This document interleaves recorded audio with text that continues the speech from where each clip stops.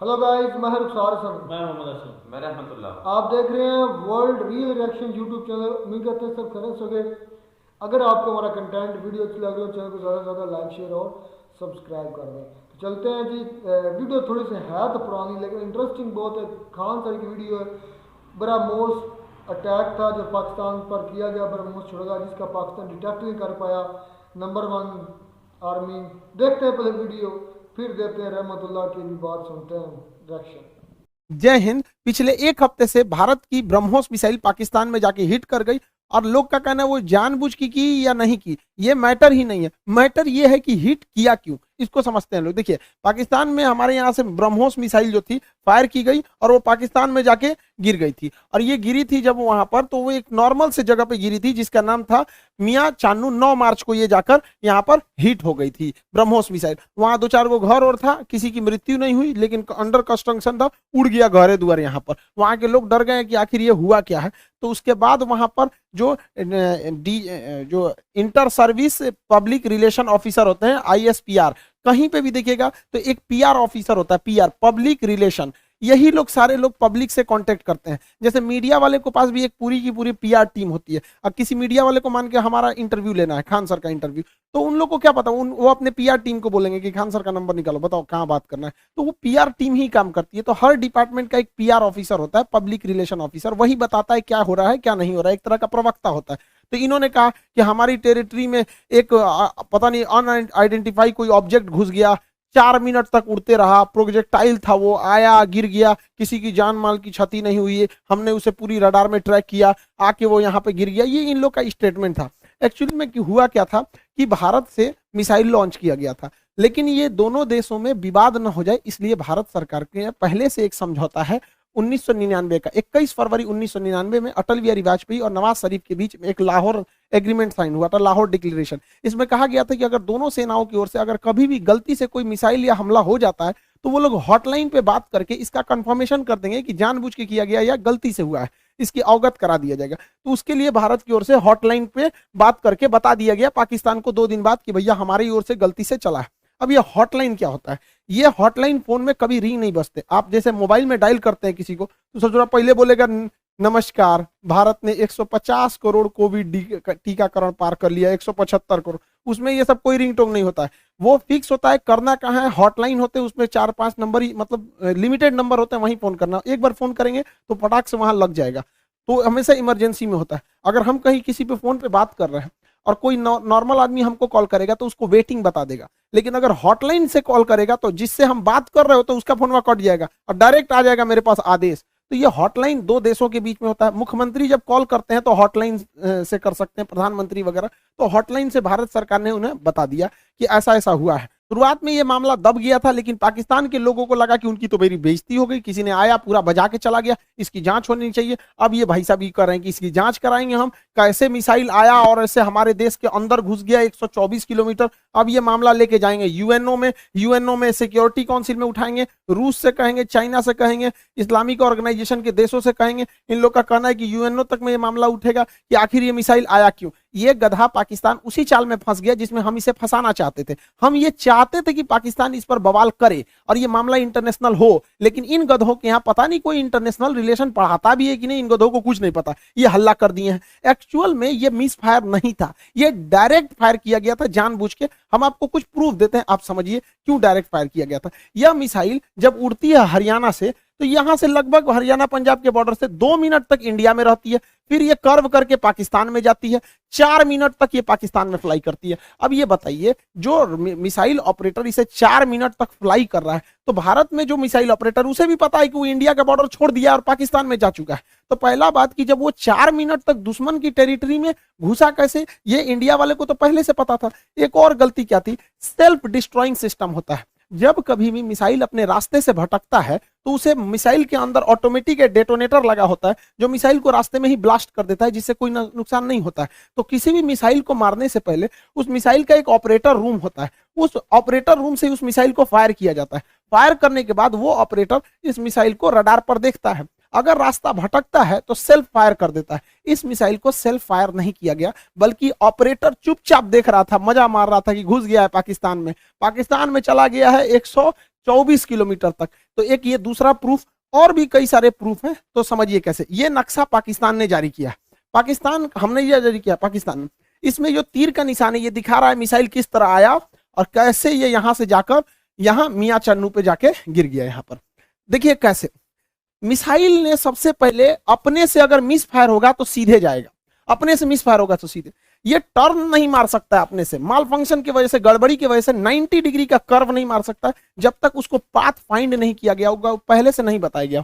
तो पहला 90 degree turn अपने से नहीं मारा गया होगा। दूसरा, इस मिसाइल में कोऑर्डिनेशन फिक्स था। किसी भी मिसाइल को मारने से पहले उसका जीपीएस लोकेशन कोऑर्डिनेशन फिक्स किया जाता है कि यहीं पर जाना है, लेकिन इसमें कोई बारूद नहीं था।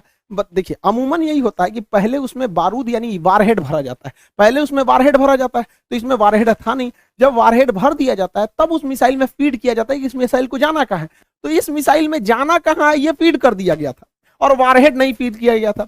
और जाना भी कहाँ है, मियां चन्नू पे। यहाँ ना कोई स्ट्रेटेजिक लोकेशन है, ना कोई सेना का स्कूल है, कुछ भी ऐसा नहीं है। जानबूझ के भारत ने मिसाइल का वारहेड हटाया कि किसी की जान माल की हानि ना हो, और ऐसे जगह को चुन लिया जहां कोई स्ट्रेटेजिक महत्व नहीं है कि बवाल ना होगा। बस हमें मिसाइल घुसा के बवाल करना था, भयंकर बवाल नहीं कराना था। एक और देखिएगा, इस मिसाइल को अगर देखेंगे तो 104 किलोमीटर से ज्यादा ये भारत में रही है, 124 किलोमीटर गई है, उसके बाद भी ये एक्स्ट्रा गई है। यानी इस मिसाइल की रेंज जो थी वो 290 किलोमीटर ही है। इस मिसाइल की रेंज 290 किलोमीटर, लेकिन ससुराई ब्रह्मोस मिसाइल 320 किलोमीटर कैसे चल गया। लगभग ये 30 से 40 किलोमीटर एक्स्ट्रा चला है। देखिए ये पाकिस्तान का ही नक्शा ही दिखा रहा है कि 33 किलोमीटर एक्स्ट्रा चल गया। बवाल है भैया, रेंज से 33 कैसे। तो कोई भी चीज को फेंकते हैं तो जब रेंज खत्म हो जाता है तो आराम से गिरता है। तो ब्रह्मोस और आगे गया था यहाँ पर। इस दौरान भी इसे सेल्फ डिस्ट्रॉय नहीं किया गया, यानी भारत से बैठ के ऑपरेशन टुकुर टुकुर देख रहा था, जानबूझ के किया गया है इसको। अगला देखिए, और भी ये खुद पाकिस्तान कर रहा है, उसको समझाते हैं। ये उनके ISPR है, inter service public relation, ISPR। समझ में आ गया? ISPR समझो, समझो, थोड़ा नहीं पता अभी यहाँ पे। पहला इनका कहना है कि हम उस पर नजर बनाए हुए थे। देखिए इन निकम्मों को, इसके देश में 124 किलोमीटर कोई मिसाइल घुस गई, इसको ये लोग अपने रडार में बस नजर बनाए हुए थे। ये खुद कह रहा है कि हमने बस उसको ट्रैक किया, उसको 124 किलोमीटर, क्योंकि उस मिसाइल की रफ्तार इतनी ज्यादा थी, 3 मैक की थी, कि हम उसे मार के नहीं गिराए। जबकि जब भी कोई एयरफोर्स में कोई दूसरी देश का जहाज या कुछ भी हॉस्टाइल सिचुएशन में कोई चीज एंट्री करता है तो स्टैंडर्ड ऑफ प्रोसीजर SOP जो कहता है कि सबसे पहले उसको मार के गिराओ। तो इन लोगों ने मारा नहीं वहां पर। 124 किलोमीटर जब ये घुसा है तो कई बड़े शहरों के ऊपर से क्रॉस करके गुजरा है, कई हाई वैल्यू टारगेट को क्रॉस करके गुजरा है। क्या पता वहीं गिर जाता। तो इससे यह साबित हो जाता है कि इनके पास ब्रह्मोस को मार के गिराने की क्षमता है ही नहीं, वरना इतने हाई वैल्यू टारगेट के ऊपर से गया है, वहीं गिर जाता तब क्या हो जाता। ब्रह्मोस न्यूक्लियर कैपेबल मिसाइल है, यानी इनके देश के ऊपर से इतनी बड़ी मिसाइल चली गई। ये लोग केवल और केवल बेशरम लोग कह रहे हैं कि हम उसे ट्रैक कर रहे थे। करते रहो ट्रैक, यहां से इतना डिग्री कर्व मार के तुम्हारे यहाँ आके गिर गया। पाकिस्तान इसे मार के गिरा भी नहीं सकता क्योंकि ब्रह्मोस 3 मैक से चलती है। इसके पाकिस्तान के पास चाइनीज रडार है, इन चाइनीज रडार की हेल्प से इसके पास 2 तरह के मिसाइल क्षमता है। एक HQ-7 है, ये 30 से 40 किलोमीटर की दूर की मिसाइलों को मारता है। एक HQ-9 है, ये लगभग 150 किलोमीटर मार सकता है। ये दोनों चाइना का है। इस सबको पता नहीं चला कहाँ चल गया यहाँ पे, इन सब किसी काम का नहीं। अब इससे चाइना भी घुस आया है क्योंकि उसका ऑर्डर दे रखा था। चाइना पूरी दुनिया को ऑर्डर दिया था कि भैया हमारा HQ-9 डिफेंस सिस्टम बहुत अच्छा है, ले लो। अब पूरी दुनिया ने उसको ऑर्डर कैंसिल कर दिया कि सोचा तोरा कोने काम का मिसाइल है। भारत का ब्रह्मोस घुस गया है वहां पर, अब ये घुस आया है पाकिस्तान के ऊपर कि सोचा, तो पाकिस्तान इसको कह रहा है तोरा मिसाइल फायर नहीं हुआ तो हम क्या करें। अब फिलीपीन ने ऑर्डर दे दिया था ब्रह्मोस को, अब वियतनाम भी कह रहा है हमको भी चाहिए, इंडोनेशिया कह रहा है हमको भी चाहिए, ताइवान कह रहा है हमको भी चाहिए। अब ब्रह्मोस एकदम जबरदस्त है यहाँ पर। अभी भी किसी को डाउट होता है कि भारत से मिसाइल गलती से छूट गई है, अभी भी मन में डाउट है तो दिमाग लगाइए। हम आपको मिसाइल छूटने के 10 दिन पहले अपना एक वीडियो का छोटा सा क्लिप बना दिखाते हैं जो यूक्रेन मुद्दे पर बताए थे, उसको जरा ध्यान से देखिए और दिमाग लगाइए। आपको खुद पता चल जाएगा कि भारत ने मिसाइल जानबूझ के मारा था।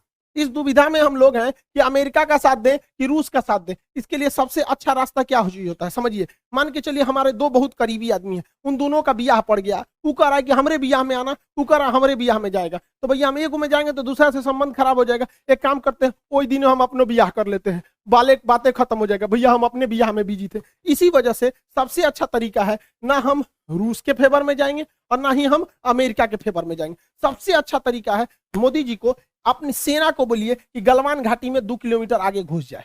गलवान घाटी में जैसे 2 किलोमीटर आगे घुसेगी, लड़ाई तो करना नहीं है, उलझा के रखना है। 2 किलोमीटर जहां आगे घुसेगी उधर से चाइना वाले घुस जाएंगे, फिर वैसे ही स्टैंड ऑफ हो जाएगा। 2-3 महीना चलेगा, अमेरिका कहेगा हे बोलना रे रूस को, कहे हम कुछ जी करें, हम तो खुदे लड़ रहे हैं चाइना से यहाँ पे, तो हमला दोनों शांत के शांत रहेगा। आपको क्या लगता है भारत को इधर उलझा देना चाहिए कि नहीं देना चाहिए? वरना आप मना करेंगे तो कोई ना कोई देश इस तरह से आपको कहेगा कि भैया हमारा साथ दो, उससे अच्छा हम खुद उलझे हुए हैं, बातें खत्म।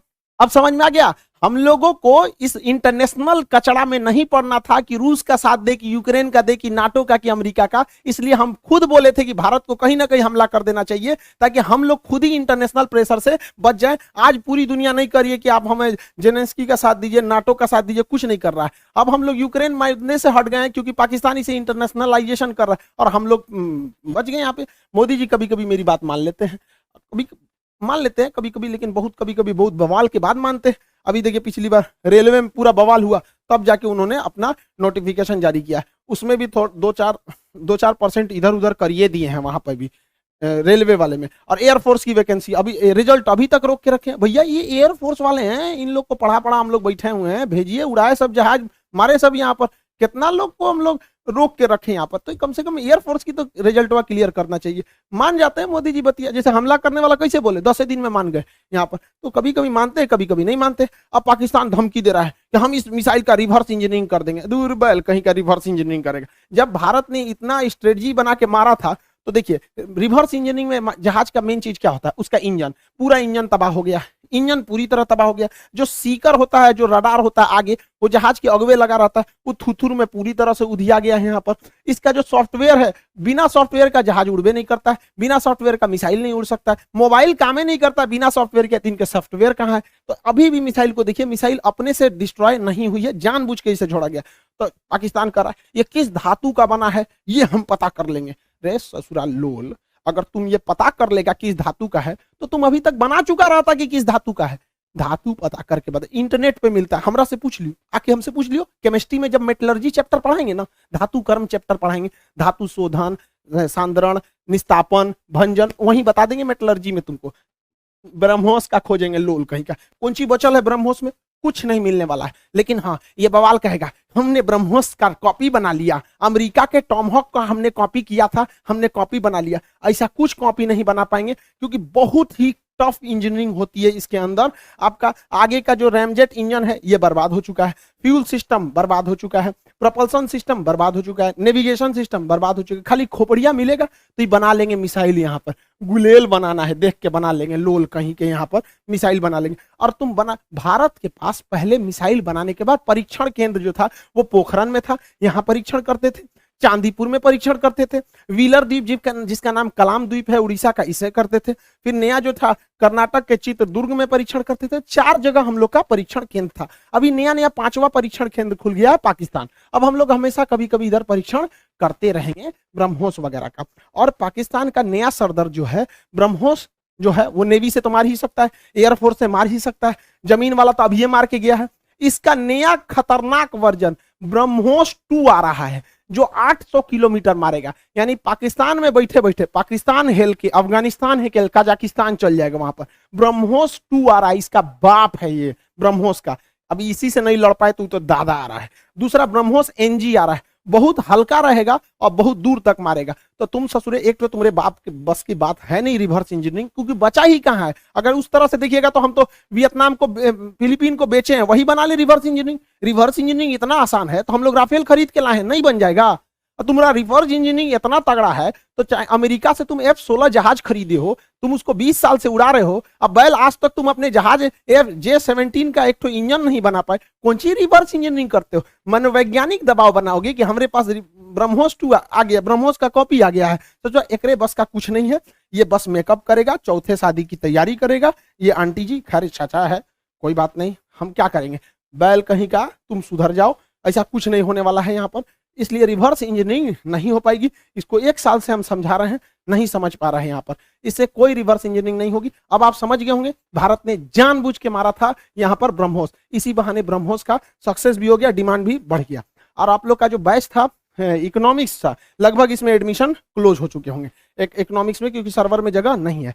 LDC वाला बैच है, इसमें GS भी है, मैथ भी, रीजनिंग भी, इंग्लिश भी। SSC CHSL का है, उसका टारगेट बैच स्टार्ट हो चुका है आप लोग के लिए बहुत जल्दी, अभी आप उसको ऑनलाइन देख सकते हैं। मैथ का क्लास भी PK सर स्टार्ट कर दिए, पूरा फाउंडेशन से एकदम लो फी रखा गया है वैसे बच्चों के लिए जो हाई फी नहीं दे सकते हैं, अभी वो 10 दिन क्लास ऐसे करके। जी वीडियो खत्म, बड़ी इंटरेस्टिंग थोड़ी सी वीडियो है, पुरानी लेकिन थी बड़ी इंटरेस्टिंग, बड़ी मजबूरी बन गई इसको उठाना, क्योंकि रहमतुल्लाह इस लिहाज से ज़रा बोलता है Pakistan number 1 army, Pakistan number 1 radar, Pakistan number 1, Pakistan ने वो कर दिया, पाकिस्तान ने ये कर दिया, पाकिस्तान ने मार गिराया, फलाना ड्रोन मार गिराया, पाकिस्तान के ये ड्रोन, मतलब पाकिस्तान कचर कचर कचर कचर बस और कुछ नहीं।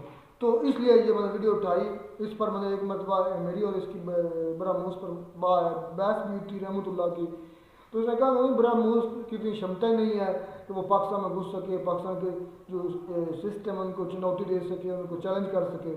तो ये वीडियो देखो, खान सर ने बाकायदा सबूतों के साथ बता दिया कि उसकी रेंज तो थी आई थिंक 290 किलोमीटर, लेकिन वो कितना अंदर गया, 320 किलोमीटर, 124 नहीं 124 किया, लेकिन जब गिरा ना वो आई थिंक मेरा बता रहे थे 124 किलोमीटर अंदर गया, लेकिन टोटल आई थिंक वो इस तरह की बता रहे थे, क्योंकि वो कर्व गया ना, वो सीधा गया ना, सीधा तो 124 से बनता ना, वो एक कर्व की तरह गया, पहले इधर गया, फिर 90 एंगल से चेंज हुआ, फिर तो बात करने का मकसद ये है कि ये जितना ब्रह्मोस मिसाइल ये किया गया था, ये मिस फायर नहीं था। टारगेट था 190, लेकिन 320 220 मेरे ख्याल तो 30 या 40 ज़्यादा कर गया। बड़ी शान से, बड़े फ़ख्र से बता रहे हैं कि इंडिया ने जानबूझकर ये किया है।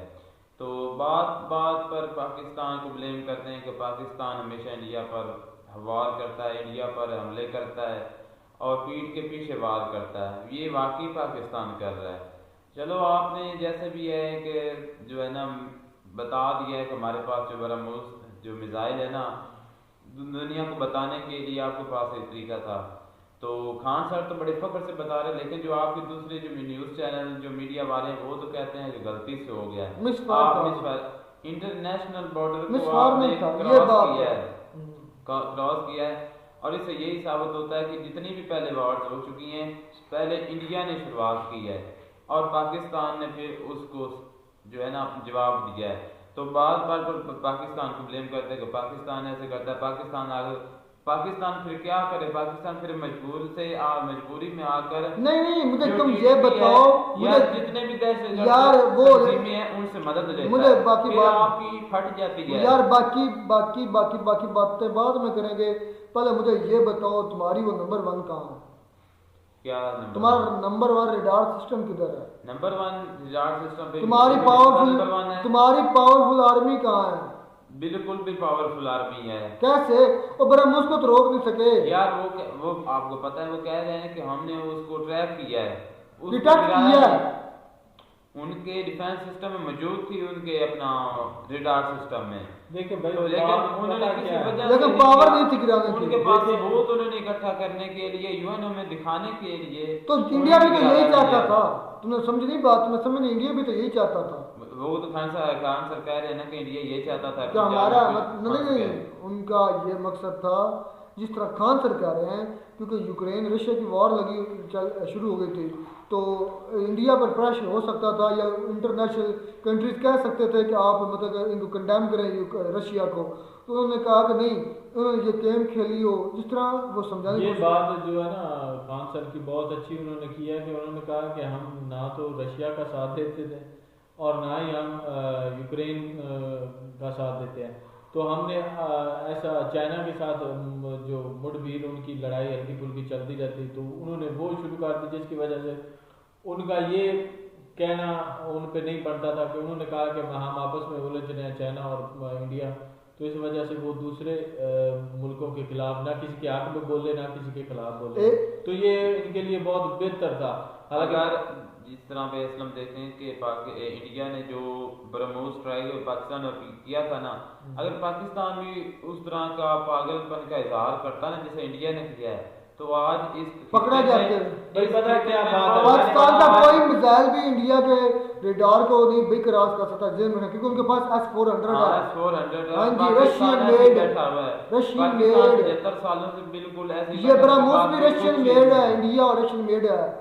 तो अगर पाकिस्तान भी पागलपन का मुजाहरा करता तो इस खित्ते में कर बहुत ले। बड़ी तबाही हो सकती थी, लेकिन पाकिस्तान ने दिमाग से काम लिया कि यार कोई गलती हो जाती है।